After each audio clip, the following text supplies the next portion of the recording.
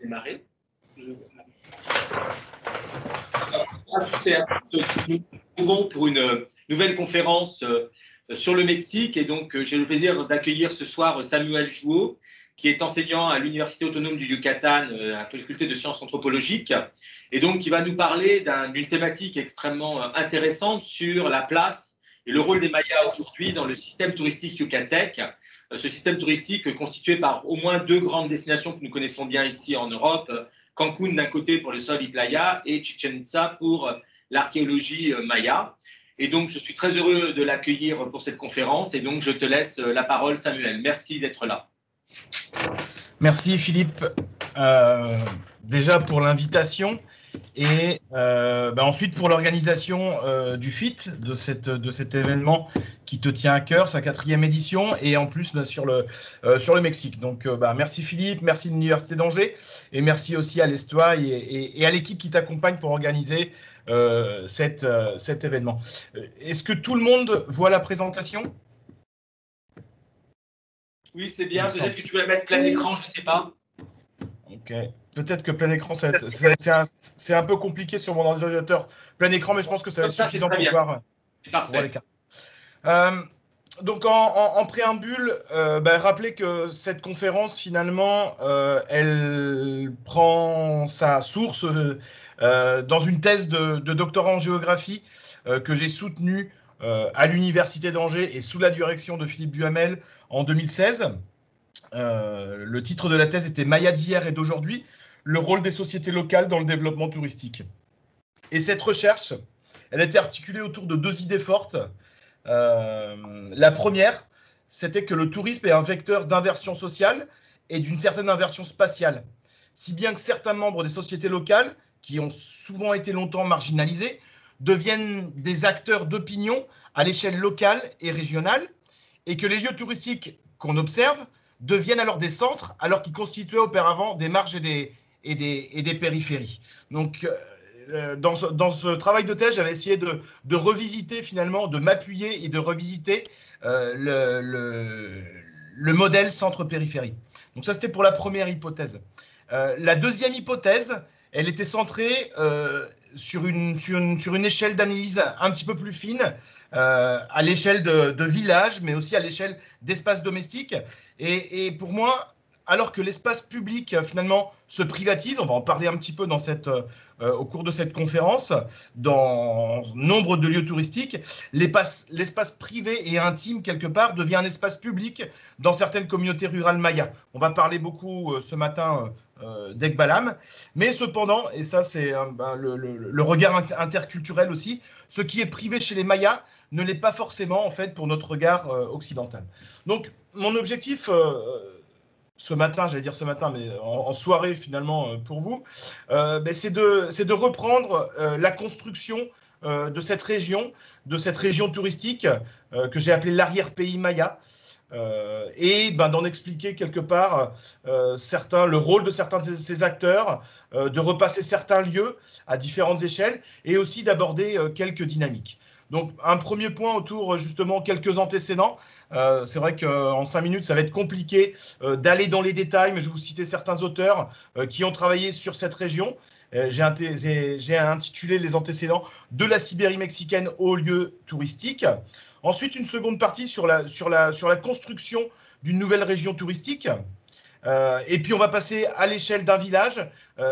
Pour ce faire, j'ai choisi le village d'Ekbalam. C'est vrai que j'avais pris le parti de travailler avec les sociétés locales qui ont en leurs mains finalement le développement touristique. Et il me semble que Ekbalam et Yoxonot, ce soient deux villages justement et quelque part deux exemples de développement, d'un certain développement endogène finalement du tourisme. Ensuite, on passera encore à une échelle plus fine pour parler du quotidien à travers de la maison Maya et aussi de la milpa et voir comment ces deux éléments centraux de la vie de village Maya deviennent aussi de nouveaux espaces touristiques.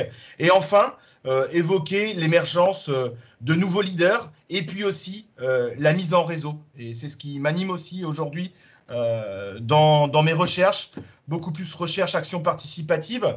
Et donc, c'est pour cela aussi que je voulais terminer sur cette notion de mise en réseau qui participe finalement à la visibilité du tourisme dans des localités mayas. Ça me paraissait intéressant de partir de cette carte, d'une carte touristique 1938, d'une revue qui s'appelait Yucatan Yesterday, et qui s'intitulait Yucatan, la tierra de los mayas. Non, et sur cette carte, on se rend bien compte que finalement, Cancun n'existe pas et que c'est cet espace justement qu'on appelait la Sibérie mexicaine. Alors, il y a différents travaux de géographes français, et je voulais citer celui de Jean Revel-Mouroz en 1972, qui avait fait un travail sur l'aménagement et colonisation du tropique humide, le versant du Golfe et des Caraïbes. Et si je le cite, c'est parce qu'il s'inscrivait dans une école de géographie française classique, avec des tuteurs comme Pierre Monbeg, Olivier Dollfus et Claude Bataillon, qui est un géographe important finalement dans la construction scientifique de la connaissance du Mexique. Donc dans ce contexte mexicain, la péninsule du Yucatan se caractérise comme un pôle touristique d'importance en raison de différents facteurs très valorisés dans le monde contemporain. Son legs historique préhispanique, présent dans un grand nombre de zones archéologiques, les haciendas de l'or vert, ses plages et ses cénotés, et les oiseaux, reptiles et autres espèces, mais aussi la flore, comme dans les zones humides. Ces attractions culturelles et naturelles sont situées dans un espace contigu à l'axe constitué par Cancun et la Riviera Maya au Quintana Roo. Mais donc du coup, comme vous voyez sur ces deux photos à droite, avant Cancun, finalement, on est situé sur l'île de Cancun, et ce qu'on voit, c'est ces palmiers de coco qui servaient finalement à produire la copra. Et, pardon... Et sur la seconde photo, là, on part finalement sur le projet de Cancun, qui surgit au cours de la décennie des années 1970. Il incarnait une vision de développement régional impulsée par l'État via de lourds investissements en infrastructures et pour favoriser des projets d'investisseurs privés plutôt rentables, mais permettent aussi que Cancun devienne un pôle de développement économique pour la région. Et là, je cite une des précurseurs mexicaine en termes de travaux sur le tourisme, c'est Ana Garcia de Fuentes, qui en 1979 écrivait déjà dans le cadre de son mémoire de master finalement sur cette région.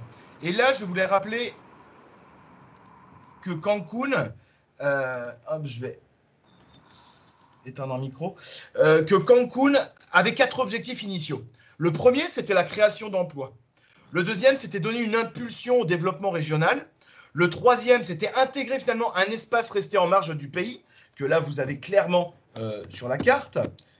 Donc là, on a l'île d'Olbosch, on a l'île d'Isla Mujeres, on a Isla Contoy. Ici, on avait Cozumel, qui a été mise en tourisme quelque part avant la région de Cancun. Mais c'était aussi améliorer et diversifier les centres touristiques pour maintenir une fréquentation venue de l'extérieur et capter des devises étrangères. Alors c'est vrai que le modèle, c'est la crise du moment, nous fait réfléchir sur finalement ce modèle d'il y a 50 ans. Non, je vais citer aussi un auteur français, un auteur belge, francophone, qui vit au Mexique et qui travaille sur le tourisme, c'est Daniel Lierno. Et lui, il disait qu'il faut mentionner que la sélection du site a obéi aussi bien à la valeur paysagère du milieu naturel de Cancun qu'à sa situation au cœur de la mer intérieure des Caraïbes.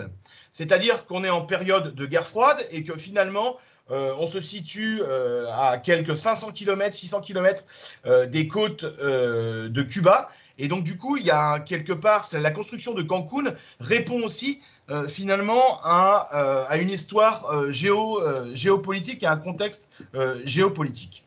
Donc, Cancun est créé dans un lieu presque inhabité et devient en une décennie le premier centre touristique du pays et probablement d'Amérique latine. Le premier hôtel, et là vous avez la photo, qui vient du fonds d'Enrique Savignac, qui était justement un des précepteurs de Cancun. Ce fonds photographique, il est situé à l'université, à la Unicaribe, l'université du Caraïbe à Cancun. Et donc c'est le premier hôtel, comme je disais, inauguré en 1974. La décennie des années 80 correspond aussi à la consolidation et en même temps à la stagnation du modèle original, qui sera réorienté vers des catégories sociales aux revenus moins élevés.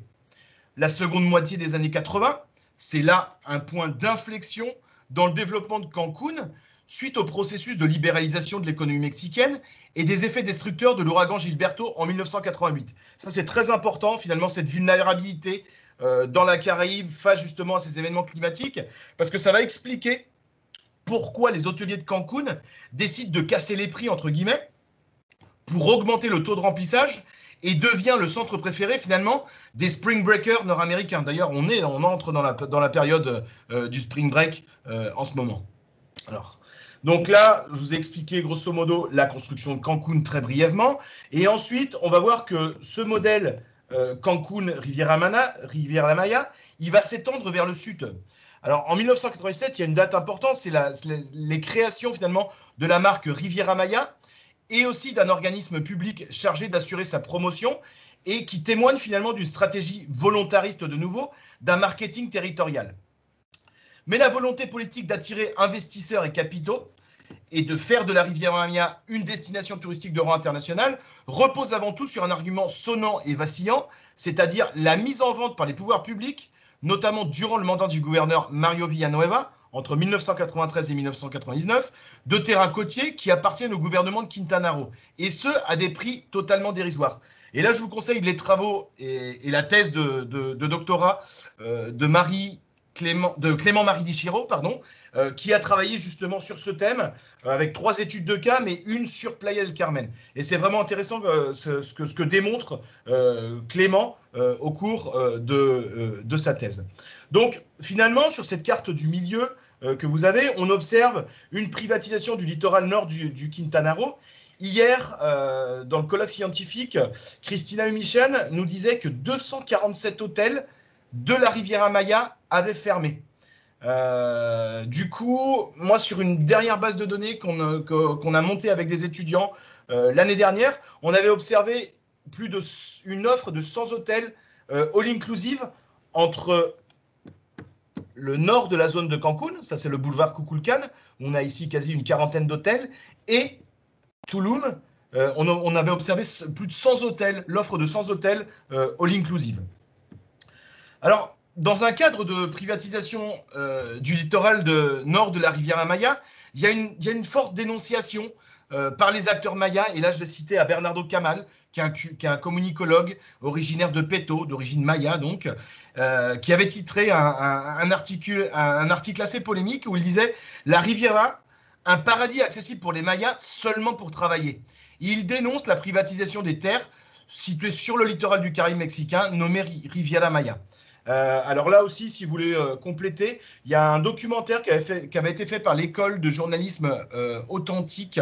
Oui, c'est ça, l'école de journalisme authentique, et qui parlait justement, le titre du petit documentaire, c'est Donde están los mayas. 15 minutes, c'est un discours assez efficace et qui réfléchit justement sur le rôle des migrations vers Cancún. Alors là, je veux citer aussi 2 travaux qui peuvent être aussi intéressants pour vous. Il y en a un qui est en français, fait par une québécoise, une anthropologue québécoise, Lucie Defresne, qui avait étudié l'émigration entre les Mayas et Cancún. Et bien évidemment, et ça c'est un clin d'œil pour Philippe, citer les travaux de Bianet Castellanos, une anthropologue mexicaine qui travaille à l'université de Minnesota et qui a travaillé finalement avec nombre de travailleurs mayas de la grande hôtellerie sur ce titre tant évocateur, Return to Servitude, un retour à la servitude. Donc, face à cette région finalement littorale de plus de 150 km qu'on observe sur cette carte, Cancún, Riviera Maya, moi j'ai décidé dans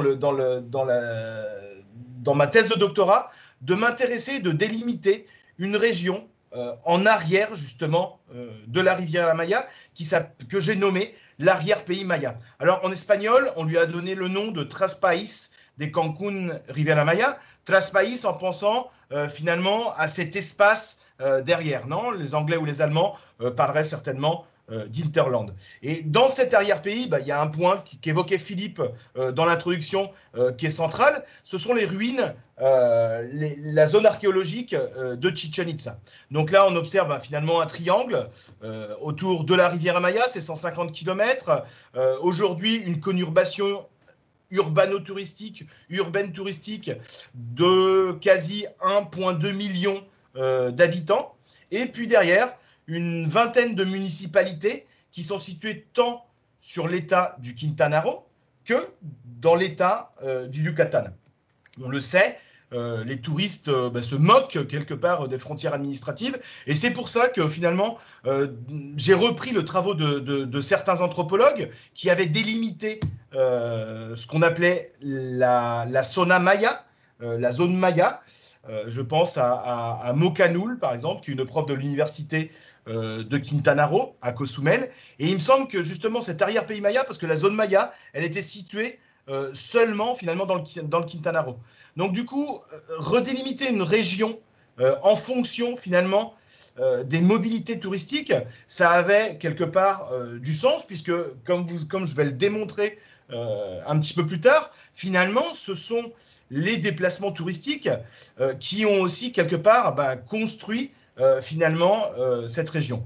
Alors, il y a d'autres travaux qui parlent de tsunami touristique et immobilier. Je pense à un collectif, le collectif de Geocomunes, qui fait un travail cartographique vraiment assez génial et vous pouvez aussi le trouver en ligne.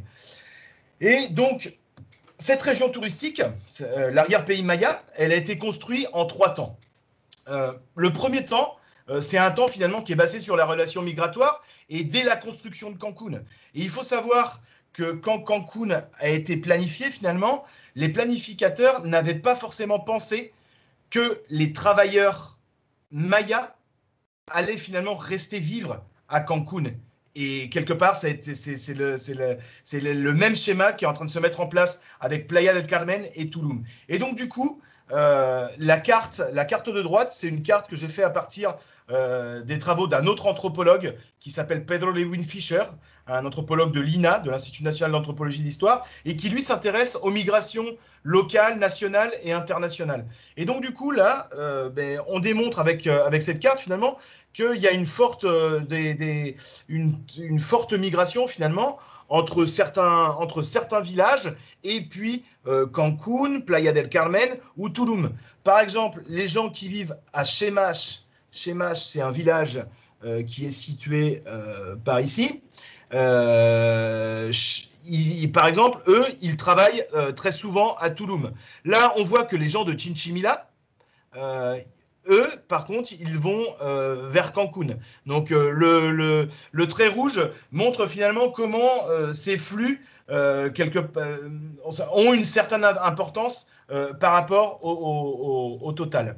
Si on regarde la carte du milieu, c'est une carte justement du livre de Lucie Dufresne qui montrait, lors de son étude en 2005, que plus de 150 000 habitants du Quintana Roo étaient nés dans l'état du Yucatan. Et là, du coup, on retrouve une certaine notion de proximité où finalement les habitants de la péninsule du Yucatan migrent vers le Quintana Roo pour aller travailler dans l'industrie touristique. Donc au début, c'était clairement basé sur la construction des hôtels, et puis petit à petit, c'est parti, on a eu un transfert vers l'opération des hôtels et l'opération d'autres activités touristiques. Donc ça, c'est le premier moment, basé finalement sur les relations de migration, cette relation entre l'arrière-pays et finalement le littoral.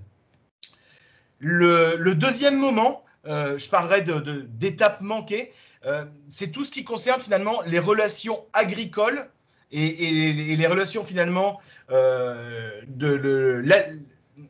l'alimentation, les produits alimentaires qui sont acquis dans les hôtels de Cancun et selon leur provenance. Et là, si vous voulez regarder les 2 premières colonnes en fait de ce tableau, qui sont des statistiques qui datent un petit peu maintenant.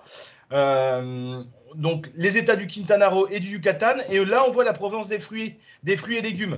Et on se rend compte que finalement seulement 4% des fruits qui sont consommés dans les hôtels de Cancún proviennent du Quintana Roo et 20% du Yucatan. Mais des autres États mexicains, et on est à plus de 60% quelque part, quoi. Ensuite, pour la viande, on a un petit peu le même type de relation. Et moi, ce qui m'avait vraiment beaucoup marqué aussi, c'est de se rendre compte que même finalement, le poisson ne provenait pas en sa totalité finalement des côtes du Quintana Roo. Donc du coup, cette seconde étape manquée, elle illustre quelque part le manque de projets finalement agricoles qui auraient pu fonctionner finalement dans cet arrière-pays.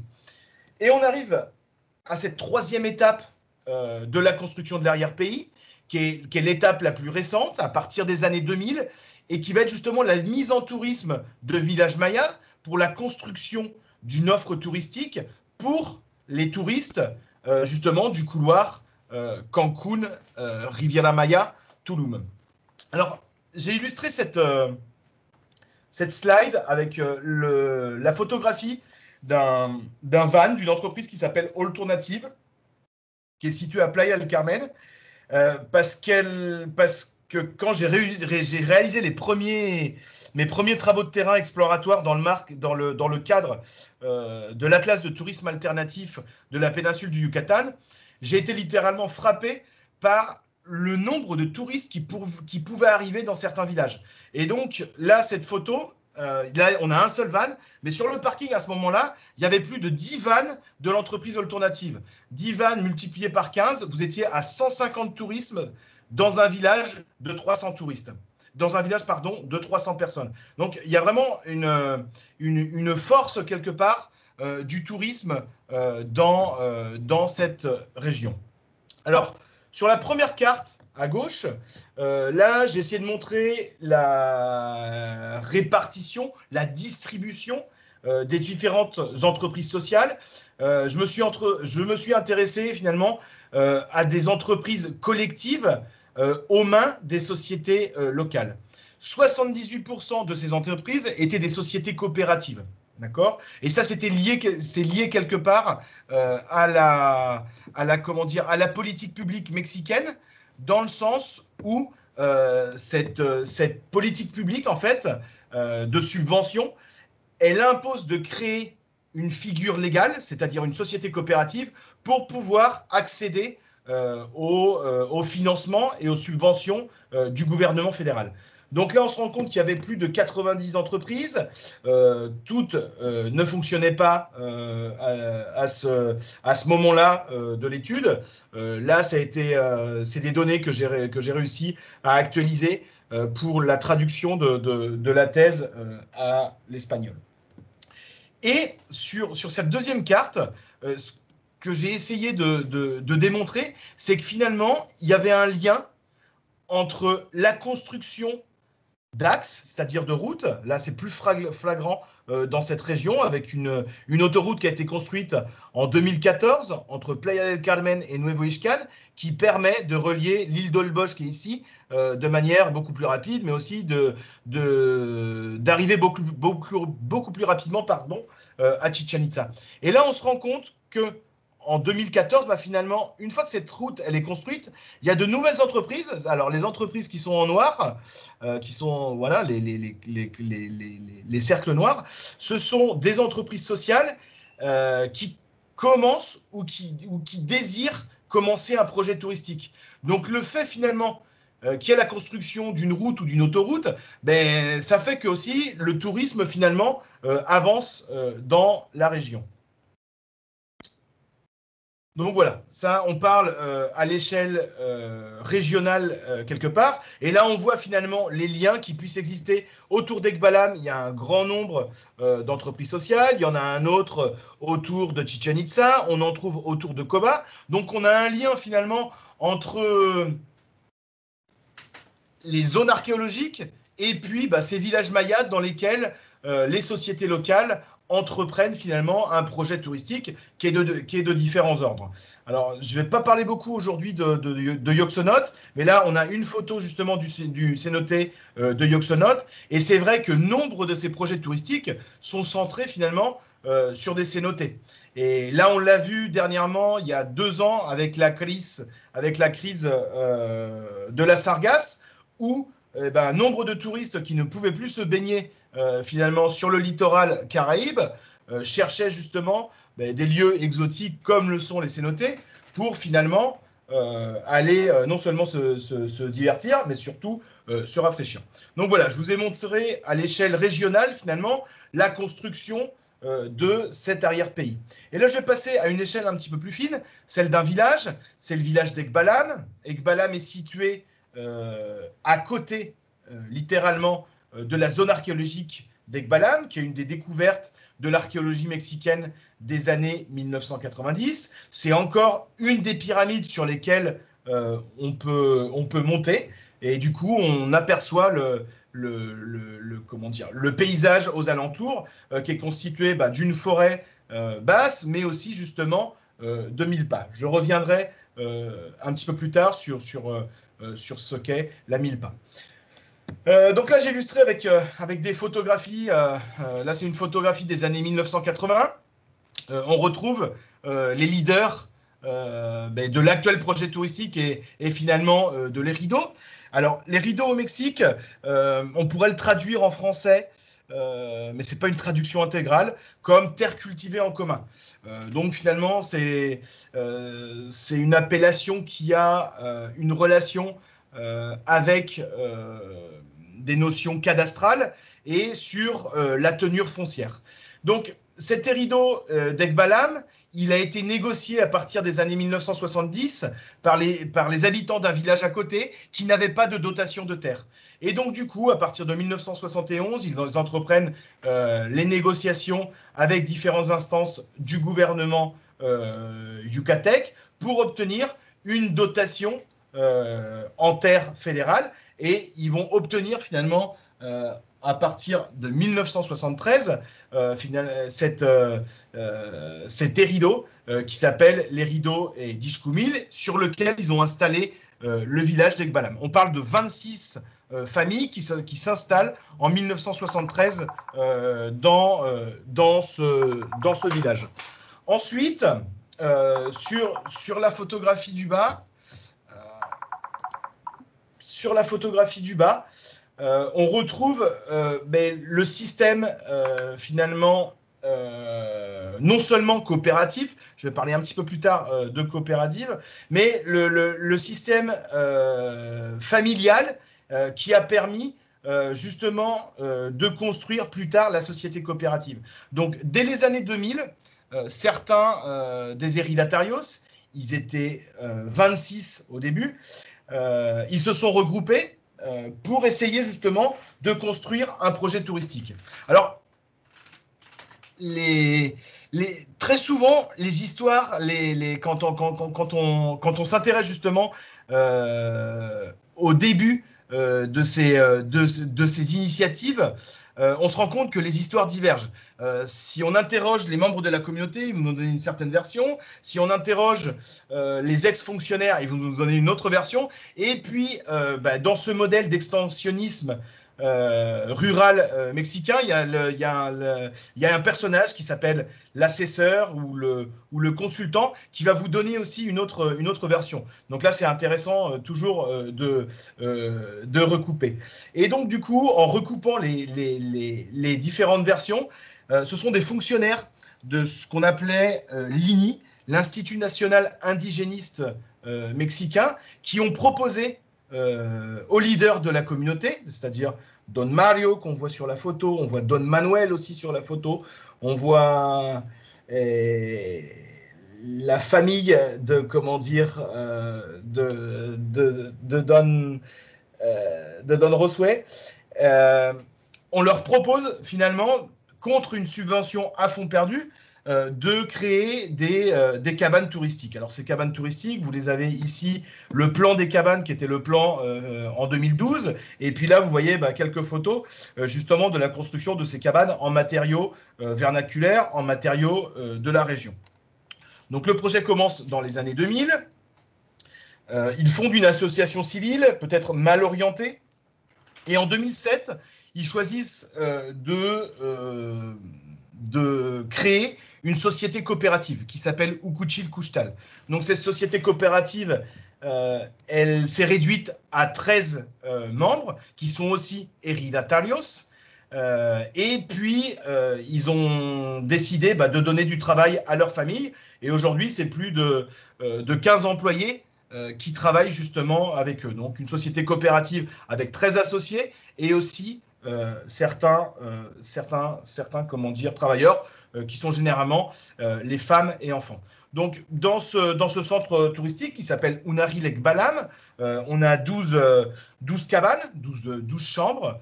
On a un restaurant qui est situé ici. On va avoir une salle multi-usage et puis aussi on va avoir une réception avec un module de toilettes sanitaires. Et puis un Temascal qui est finalement, je pourrais le traduire comme ces bains de vapeur qui étaient plutôt réalisés dans le centre du pays, mais qui ont été aussi adaptés finalement à la péninsule du Yucatan. Et puis il y a aussi un théâtre pour réaliser différentes activités culturelles. Et donc, dans un premier temps, jusqu'en 2010, à peu près 2010-2011, il y avait seulement en fait un hébergement touristique. Et petit à petit, entre autres avec une coopération décentralisée à laquelle j'ai participé entre 2009 et 2012, et en travaillant avec justement cette coopérative, on a essayé de travailler finalement à ce que les touristes qui venaient seulement une nuit pour aller visiter la zone archéologique à côté puissent rester dans le village. Alors, il y a eu, comment dire, il y a un intérêt forcément de l'œil étranger, alors pas forcément étranger mexicain, mais étranger finalement au village maya, qui est la constitution de l'habitat, de cet habitat typique que vous avez sur la photo, et puis aussi finalement d'un espace domestique dont je vais parler un petit peu plus dans la slides après, qui est basé finalement sur ce qu'on appelle le solar, le huerto, c'est-à-dire ce serait une forme de jardin, de patio finalement, où on cultive différentes plantes, différentes comment dire, arbres fruitiers, et puis aussi tout ce qui est les fruits finalement et légumes. Donc on s'est rendu compte dans un premier temps qu'il y avait différents types de services touristiques ou d'offres touristiques qui pouvaient être offerts aux touristes. Exemple, un service de repas finalement chez l'habitant. Donc du coup, parce que ça valait pas le coup économiquement, quelquefois quand venaient seulement 2 touristes, d'ouvrir le restaurant, et puis tous ces coûts qui sont liés, entre autres, au salaire, au comment dire, au coût de fonctionnement en fait, ça valait pas forcément le coup. Donc du coup, l'idée d'offrir aux touristes des repas chez l'habitant. Ensuite, des visites, des premières visites qui ont été basées sur le tissage des hamacs, sur aussi le textile que certaines femmes du village travaillaient. Et puis finalement, vous voyez sur cette carte que de la trentaine de familles qui étaient présentes finalement à Ekbalam, plusieurs d'entre elles finalement proposaient des activités touristiques. Donc, En allant à une échelle un petit peu plus réduite, là c'est quelque part un plan schématique de la maison qui est située ici. On s'est rendu compte avec Balam que finalement, avec l'arrivée de touristes, il y avait une nouvelle zone qui se construisait, qu'on appelle palapa, qui sont ces toits de palme, sous laquelle justement les femmes de la maison allaient tisser les hamacs ou allaient broder du textile. Et ça avait un intérêt quelque part pour les femmes. Alors, en arrière de cette maison vernaculaire, que vous pouvez voir finalement sur le fond de l'image ici, on a une maison qu'on appelle Fonden, qui est liée au fond de désastres naturels, puisque comme je vous l'évoquais tout à l'heure, on est dans une région où il existe nombre comment dire, de vulnérabilités climatiques, et entre autres celle de front froid, et puis surtout d'ouragans. L'année dernière a d'ailleurs été une année assez riche en ouragans. Et donc, du coup, le gouvernement fédéral investit dans des petites maisons, mais des maisons vraiment d'une taille très réduite, avec un matériel qu'on appelle bloqué, c'est-à-dire du parpaing. Et dans cette région où la chaleur est assez intense, à l'heure où je vous parle, il doit faire au moins 35 ou 36 degrés à l'extérieur, ces petites maisons, elles n'ont pas forcément d'atout bioclimatique. Et en plus, généralement, on les cache parce les habitants du village ont compris que l'intérêt pour les touristes, finalement, c'était ces maisons vernaculaires. Et ensuite, on passe à d'autres parties du solar, de ce patio, où on va avoir finalement cette zone de jardinage, ce potager. On va avoir aussi des animaux domestiques, et puis tout ce qui est l'aspect sanitaire, finalement, les toilettes qui sont très souvent à l'extérieur, et puis la cuisine ou l'espace pour laver les aliments. Et là, au cours de la thèse, en fait, je me suis rendu compte qu'il y avait, selon les types de construction, selon les familles, selon aussi le leadership de certaines familles, il y avait différents types de tours. C'est-à-dire que certains proposaient seulement un tour très rapide dans une partie du patio, d'autres proposaient un tour plus vers le potager, et d'autres proposaient un tour finalement intégral. Mais donc, du coup, l'intérêt touristique reposait finalement sur le quotidien. Et un quotidien, cet espace, il est plutôt géré par les femmes, en fait, dans ces villages mayas. Donc ça, c'était le premier espace du quotidien qui finalement a été mis en tourisme. Et il y a un autre espace du quotidien qui est plutôt un espace masculin, qui est un espace productif, qui est un espace sacré, et qui aujourd'hui est un espace touristique. Et sa mise en tourisme, elle fait suite à un voyage de compagnonnage, un voyage d'échange interculturel entre différents membres de villages maya yucatèques en Équateur, ou avec une association française qui s'appelle Tourisme et Développement Solidaire. L'idée, c'était justement de partager ces défis, ces enjeux de la mise en tourisme, justement, du quotidien. Donc, du coup, il y avait 2 personnes d'Ekbalam qui ont participé à ce compagnonnage. C'était en décembre 2010, si je me rappelle bien. Et au retour de ce compagnonnage, dans une assemblée, on travaille beaucoup en ce qu'on appelle taller, atelier, des ateliers. Dans cet atelier, au retour de ce voyage en Équateur, les participants ont raconté leur expérience, c'est-à-dire qu'ils étaient dans des champs de quinoa, ils avaient participé à la mise finalement aux différentes étapes jusqu'à l'égrenage du quinoa et puis à son stockage. Et du coup,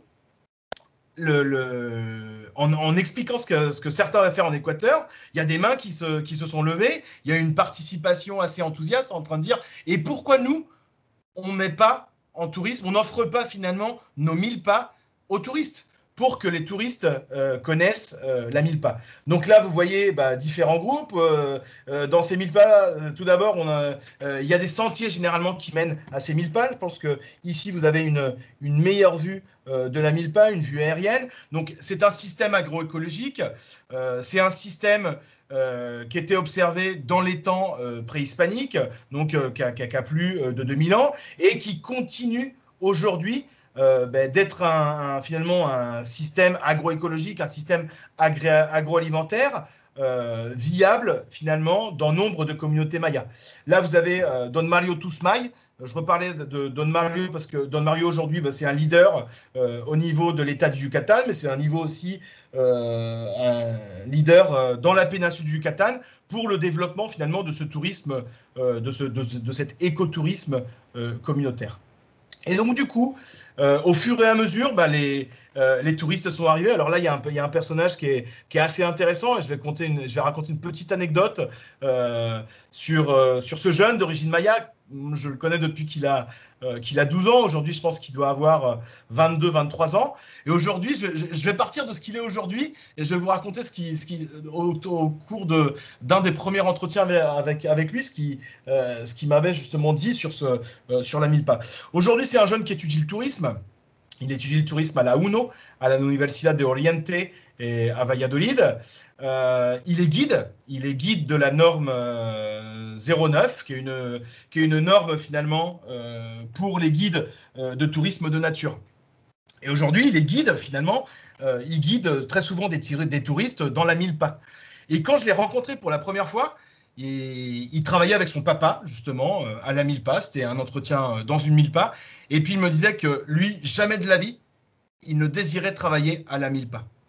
Et finalement, ce qui m'a intéressé, et c'est vrai que c'est un peu le centre de la thèse, c'est comment des espaces qui étaient finalement reniés par les jeunes, par certains jeunes de la culture maya, comment ces espaces se retrouve aujourd'hui mise en tourisme. Et Ekbalam, c'est pas le seul cas. Je peux vous citer d'autres villages aujourd'hui dans le Yucatan où finalement la milpa est un produit touristique. Alors on a Yaxuna, qui est situé dans le municipio de Yaxcaba. On va voir le village de San Agustín aussi. C'est deux cas qui me viennent maintenant à l'esprit.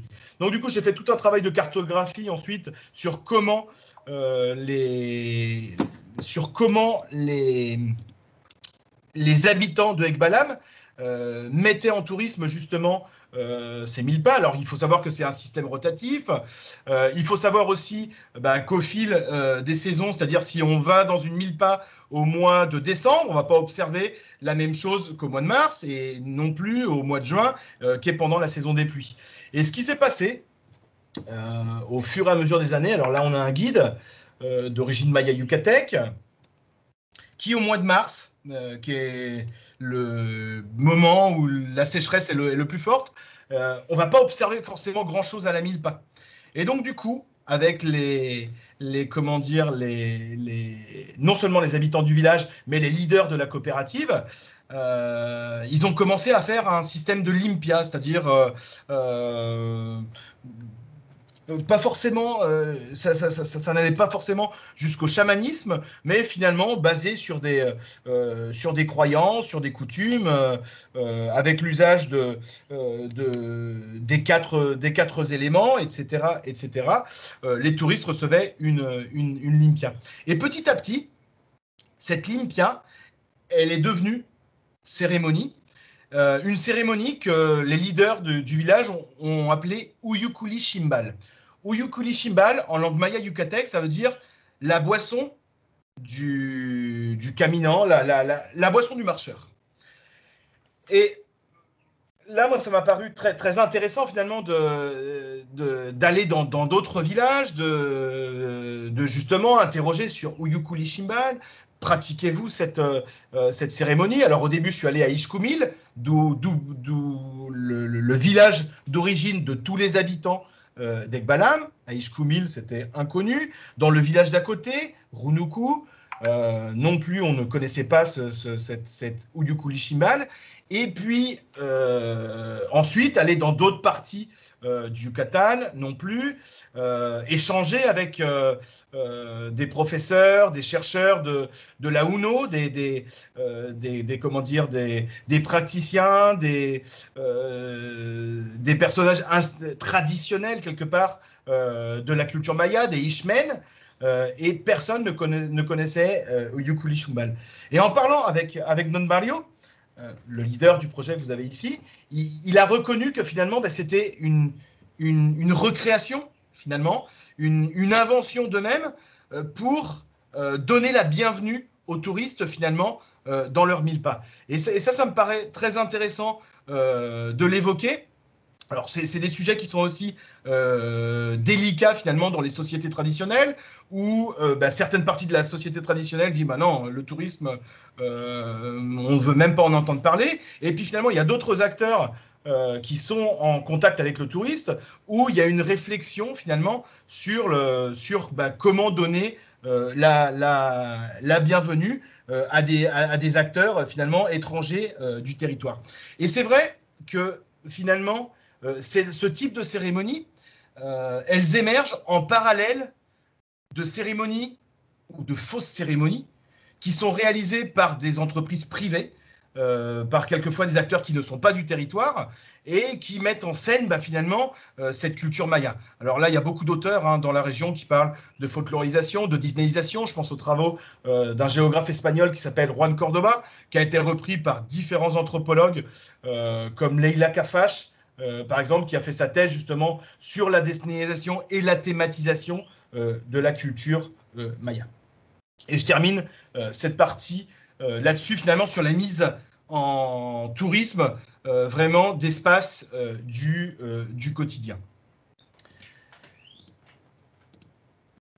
Et la dernière partie, elle porte justement sur bah, comment ce type de tourisme, qui est un tourisme, j'espère que j'ai essayé de vous l'illustrer, un tourisme qui est réalisé par les gens locaux, qui est porté par les locaux, et ben c'est un tourisme où s'intègrent les jeunes et les femmes à cette activité. Et là, je dois revenir à deux statistiques qu'on avait réalisées dans l'Atlas de tourisme alternatif en 2015, où donc 2015, c'était paru en 2015, mais le travail de terrain, c'était 2013. Et là, on s'était rendu compte que dans cette activité, à ce moment-là, sur toute la péninsule du Yucatan, seulement 10% de femmes participaient justement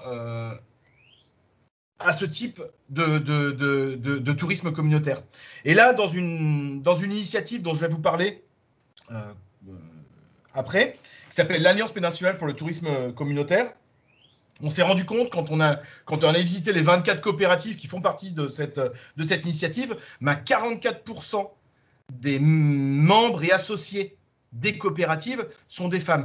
Donc on voit très rapidement qu'au fur et à mesure, finalement, cette activité permet d'intégrer des femmes et des jeunes femmes. Alors là, vous avez à l'écran différentes d'entre elles. Doña Rita de San Agustín, Doña Tere de Yoxonot qui était présent le jeudi quand on a fait cette activité avec Yoxonot.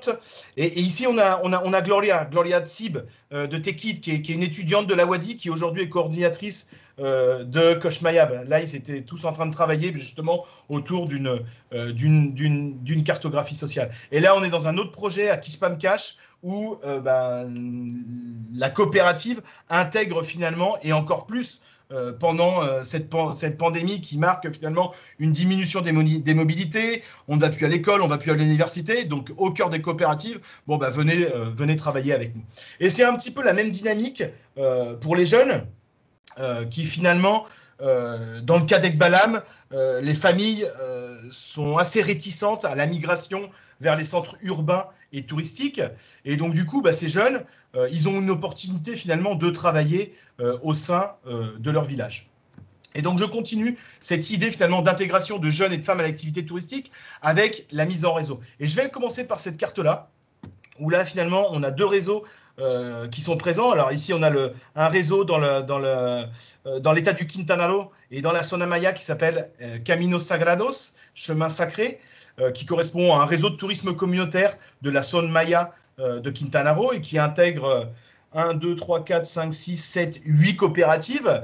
Et puis, on a 5 coopératives de la région est de l'État du Yucatan qui font partie de Koch Mayab. Alors, ces exercices de mise en réseau, on les a débutés, et je dis on parce que je fais partie de ces, comment dire, de ces exercices, donc une forme d'honnêteté, il me semble, de reconnaître comment dire, la participation. Ces exercices de mise en réseau, ils font suite justement au travail de terrain de l'Atlas de tourisme alternatif, mais aussi au besoin finalement d'être reconnus par les politiques publiques comme finalement des acteurs du tourisme à part entière. Et finalement, à partir de 2012, à partir de premiers ateliers, est constitué le Conseil de tourisme alternatif Comunitario de Yucatan, le COTACI. Et on se rend compte qu'il y a un problème de commercialisation, un problème de promotion, mais aussi de suivi en fait, de formation des acteurs. Et que finalement, cette mise en réseau permet aussi de pouvoir réaliser un certain lobbying finalement sur les politiques publiques. Et donc, du coup, le rôle de Koch Mayab, c'est aussi de promouvoir le tourisme, ce type de tourisme, et de commercialiser le tourisme à d'autres échelles. Alors, avant la pandémie, Koch Mayab avait pu facturer plus d'1 million de pesos de services, mais du coup, la pandémie n'a pas mis fin, mais seulement nous a obligés à une réflexion, parce que plus de 65% des touristes qui fréquentent ces endroits sont des touristes internationaux. Donc du coup, on a dû faire une réflexion. En ce moment, justement, on est en train de réaliser une campagne de presse. La Semaine Sainte commence demain dimanche. C'est dimanche des Rameaux demain. Et donc du coup, cette Semaine Sainte, c'est la semaine où il y a le plus de mobilité touristique finalement au Mexique. Et même si la pandémie, et bien que la pandémie ait freiné finalement ces mobilités, il y a quand même un regain d'intérêt finalement pour ce type de tourisme. Donc dans ce cadre-là, à partir de 2017, on s'est rendu compte qu'il y avait différents réseaux dans la péninsule du Yucatan. Il y avait Koch Mayab dans l'état du Yucatan, il y avait Caminos Sagrados dans l'état du Quintana Roo, et il y avait aussi dans le Campeche le conseil de tourisme rural du Campeche. Et c'est de là qu'on a commencé à faire des taillères à plus grande échelle, que d'autres financeurs, d'autres bailleurs de fonds se sont intéressés au travail collectif. Je pense au programme des petites donations du Fonds mondial pour l'environnement, qui est aussi du programme des Nations Unies pour le développement, qui ont finalement fait le pari aussi d'appuyer ce genre d'initiative. Donc cette mise en réseau des acteurs sociaux, elle permet aujourd'hui un dialogue avec les autorités des différents États, mais aussi avec l'État fédéral. Et dernièrement, avec l'aide du CONACYT, du Comité national de sciences et technologies, on a pu réaliser un projet pour construire un label qui s'appelle Viaje Seguro y Solidario, voyage solidaire et sûrement, voyage tourisme communautaire, pour accompagner ces différentes coopératives au retour aux activités dans ce cadre Covid. Alors, ça a été très intéressant parce qu'il y a certaines communautés, je vais terminer là-dessus, certaines communautés comme, c'est pas Ubelidec, Beshkashra, dans un petit village qui s'appelle Cantemo, qui avait coupé à partir du mois de mars dernier. Ils avaient fermé le village, aucune entrée, aucune sortie. Et puis quand on a commencé à réaliser ces taillères en langue maya, on a tout d'abord transmis de l'information, parce qu'on s'est rendu compte qu'il y avait une grande désinformation finalement sur ce qu'était le virus, sur comment se contaminer, sur des manières efficaces finalement de ne pas forcément être contaminé, mais aussi que certains touristes pouvaient revenir dans le village en mettant en place finalement des protocoles biosanitaires, des protocoles finalement de sécurité aussi, tout d'abord en pensant aux gens des villages, et puis ensuite aux collaborateurs et aux touristes. Donc finalement, cette mise en réseau des acteurs sociaux, elle permet aussi de réaliser des projets à plus grande échelle et puis surtout un lobbying dans un cadre en ce moment de la péninsule du Yucatan où il existe une forte pression immobilière, il existe une forte pression de privatisation et des méga-projets comme le méga-projet du Tren Maya, qui est un train qui reliera Cancun à Palenque. Et dans ce cadre-là, l'union fait la force quelque part et permet à ces acteurs-là d'avoir des tables de dialogue ouvertes avec différents acteurs du gouvernement. Je termine là-dessus. Il me semble que j'ai dépassé les 40 minutes. Juste, voilà, laissez mon courrier électronique, une page, un globalisateur de lecture, ResearchGuest, où vous allez pouvoir trouver différents types de travaux. Peut-être des travaux pédagogiques s'il y a des profs de BTS qui sont présents dans l'assistant. Je pense au documentaire qu'on avait fait qui s'appelle Ekbalam de la Milpa al Turismo, qui a été fait par une étudiante, je l'ai peut-être là en ce moment, c'est Diana Rodriguez, qui est étudiante de l'ESTO aujourd'hui, ou cette BD sur la otra cara del turismo, qui a été réalisée justement pour documenter l'overtourisme dans la région. Voilà, je vous remercie, j'espère qu'on a quand même un petit peu de temps pour dialoguer. Philippe m'a dit qu'il n'avait pas forcément faim. Merci. Merci Samuel pour ta présentation. Donc oui, on a un petit peu de temps pour échanger. Donc s'il y a des questions, merci de les indiquer dans le chat, que je puisse les relayer à Samuel et afin de pouvoir échanger. Avant que les questions n'arrivent, une première question, Samuel. Bon, là, tu nous as parlé de villages où en effet les Mayas, la communauté Maya a pris un peu en main la destinée et même à des stratégies de réseau, etc. Donc, on voit bien toute la réflexion qui est menée. Est-ce qu'il y a des situations où c'est plus complexe pour eux, ou est-ce qu'ils ont pu se faire déposséder de leurs ressources touristiques, entre guillemets, ou après qu'ils ont pu se les réapproprier? Voilà, parce que là, on est sur quelque chose qui est un bel exemple, mais est-ce que c'est quelque chose de partagé ou est-ce que c'est plutôt une exception? Mets ton micro, Samuel, ton micro. Il me semble que ce que je vous présente là, c'est un petit peu la face émergée de l'iceberg, quelque part. J'ai essayé de porter un message positif, mais aujourd'hui, et c'est pour ça que se créent finalement ces alliances, ces différentes alliances. Il y a une alliance de tourisme communautaire en ce moment, mais il y a aussi une alliance de sylviculteurs, il y a une alliance de pêcheurs, il y a une alliance d'apiculteurs. D'ailleurs, Miguel Munguia, qui présentait sur le miel, on est en train de travailler finalement différents réseaux, parce que, comme je vous le disais, et comme j'ai quelque part terminer la conférence, on est face à un contexte fort privatisateur et le tourisme est une finalement de ces forces privatisatrices. Et c'est vrai qu'il y a un nombre de villages qui ont perdu la main finalement sur l'activité touristique. On observe aussi une privatisation des cénotés qui est assez flagrante dans l'Est de l'État du Yucatan. Donc c'est pour ça, par exemple, qu'avec un groupe d'étudiants aujourd'hui et de collègues de l'Université autonome du Yucatan, on travaille au Yoxonode pour essayer de développer un modèle et d'essayer de produire des matériaux en langue maya pour essayer d'informer et de convaincre des villageois aux alentours de ne pas vendre leurs ressources naturelles. Parce que du coup, dans un cadre de projet comme le Tramaya, par exemple, il y a forcément une spéculation immobilière et autres qui est assez importante. On observe là dans la région, par exemple, ce qu'on appelle en espagnol fraccionamiento, c'est-à-dire ce serait des quartiers privés. On les observait dans les villes, on les observait en périphérie des villes, et aujourd'hui, on les observe en périphérie de ces villages.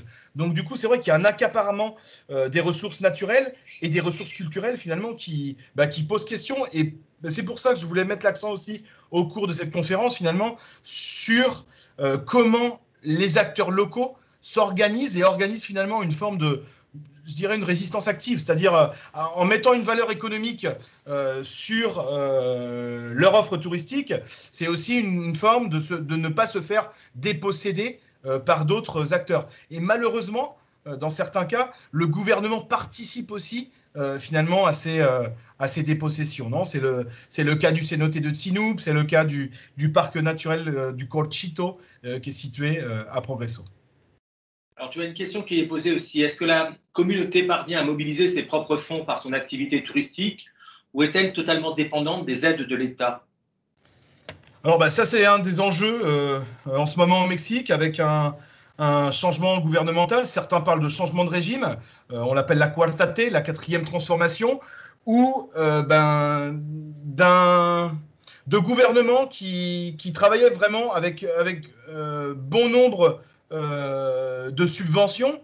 Là, l'idée, c'est justement, et c'est pour ça qu'on accompagne aussi ce genre d'initiative, de générer des propres dynamiques locales et essayer comment dire, de mettre à balle un peu cette dynamique assistentialiste. C'est-à-dire qu'on a observé, quand on a réalisé l'Atlas de tourisme alternatif, qu'il y avait des initiatives qui répondaient finalement aux logiques de l'économie sociale et solidaire, 25% à peu près. Il y avait tous ces cas de privatisation qu'on vient d'évoquer. Il y avait tout aussi un nombre d'échecs, 25% de fracas, d'échecs, c'est-à-dire des entreprises qui quelquefois mouraient même dans l'œuf ou avant finalement de naître. Et puis il y avait des entreprises qui ne fonctionnaient que si elles recevaient des subventions. Et là, on est en train de se rendre compte que finalement, les mises en réseau de certaines entreprises, que là, je vous ai parlé de 3 réseaux, mais aujourd'hui, apparemment, il y a 7 ou 8 réseaux qui sont présents dans la péninsule du Yucatan. Et ça montre finalement des organisations de deuxième ou troisième niveau qui répondent finalement aux besoins. Finalement, l'État n'est plus présent pour nous donner des subventions, donc on doit s'organiser pour pouvoir accéder au marché. Merci Sam. Alors, il va y avoir deux questions, donc je vais te les donner et puis on s'arrêtera là après, puisqu'il y a deux questions. Une première question de Sylvie Sangarné. Les visiteurs de ces villages, d'où viennent-ils et comment ont-ils connaissance de ce tourisme communautaire? Et les cabanes d'Ekbalam sont-elles sur TripAdvisor, sur des réseaux sociaux? Donc, toute la question de la promotion touristique que l'on peut faire d'acteurs publics. Ouais. Alors, pour répondre à cette question, je vais commencer justement par un petit peu la structure d'âge comment dire, de ces initiatives. Très souvent, elles étaient liées avec les gens qui possèdent la tenure foncière. C'est-à-dire, dans le cas d'Ekbalam, par exemple, les sociaux, il n'y a pas un seul socio qui a moins de 50 ans. Donc forcément, jouer avec le téléphone cellulaire, avec le smartphone et mettre finalement ces initiatives sur différents réseaux sociaux, c'était quelque chose de très compliqué. Donc finalement, avec la pandémie, et ce projet que je vous évoquais avec le CONACYC, perspective locale du tourisme communautaire, ce qu'on a fait, c'est de former on les a appelés les jeunes digitaux, c'est-à-dire des jeunes qui étaient soit dans les coopératives ou aux alentours des coopératives ou dans les villages, pour qu'ils justement puissent accéder aux réseaux sociaux et que ces 24 initiatives dont je vous parlais puissent être présentes sur les réseaux. Avant cela, alors certains d'entre eux où il y avait des compétences digitales, et quand je parle de compétences digitales, je pense qu'il faut parler aussi d'accès à Internet. Ceux qui étaient présents à l'activité sur Yuxonode se sont bien rendus compte que le défi de ces endroits, finalement, c'est l'accès à la 4G. On n'est pas encore à la 4,5 ou la 5, nous, dans cette région du Mexique.